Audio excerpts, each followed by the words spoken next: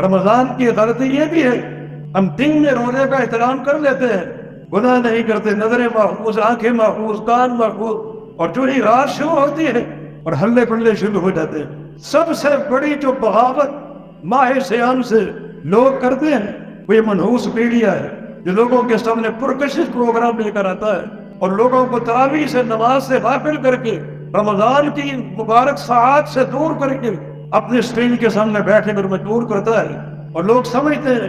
دن میں روزہ تھا، ہم نے صبر کر لیا، اب رات جو ہے وہ موج مستی کا نام ہے، ہلے گلے کا نام ہے۔ یہ بالکل روزے کی فقہ کے خلاف ہے یہ معاملہ کہ راتوں کو ہم بازاروں کی زینت بن جائیں، عید کی شاپنگ کی حجت لے کر ٹی وی کی اسکرین کے سامنے بیٹھ جائیں، مختلف حیا سوزی کے پروگرام دیکھنے کے لیے، مردوں اور عورتوں کے اختلاط کو دیکھنے کے لیے، حتیٰ کہ میوزک بھی چلتا ہے اور بعض دینی سوالات بھی ہوتے ہیں، مگر اس کا محل یہ ٹی وی نہیں ہے۔ مساجد کا رخ اختیار کیا جائے، تراویح پڑھی جائے، علماء کے دروس سنے جائیں۔ رمضان کے دنوں سے زیادہ رمضان کی راتوں کی اہمیت ہے، اس نقطے پر غور کیجیے۔ روزوں کے لیے رمضان کا انتخاب کیوں ہے؟ یہ روزے کسی اور مہینے بھی ہو سکتے تھے، شوال میں ہو سکتے تھے، ذوالقعدہ یا محرم میں ہو سکتے تھے، رمضان میں کیوں؟ کیونکہ ماہ رمضان جو ہے نزول قرآن کا مہینہ ہے، اور قرآن کا نزول رات کو ہوا، انا انزلناہ فی لیلۃ القدر، ہم نے لیلۃ القدر میں یہ قرآن اتارا۔ تو قرآن کے نزول کی بنا پر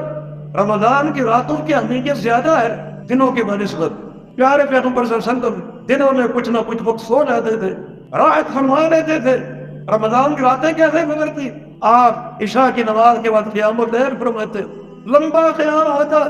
اوپر جبریل امین انتظار کر رہے، جب آپ قیام اللیل سے فارغ ہوتے تو جبریل پہنچ جاتے اور قرآن کا دور شروع ہو جاتا، اور مشکل سے آپ کو سحری کا وقت ملتا چند منٹ کے لیے، پوری رات قرآن کا دور چلتا، جبریل پڑھتے اور اللہ کے پیغمبر سنتے،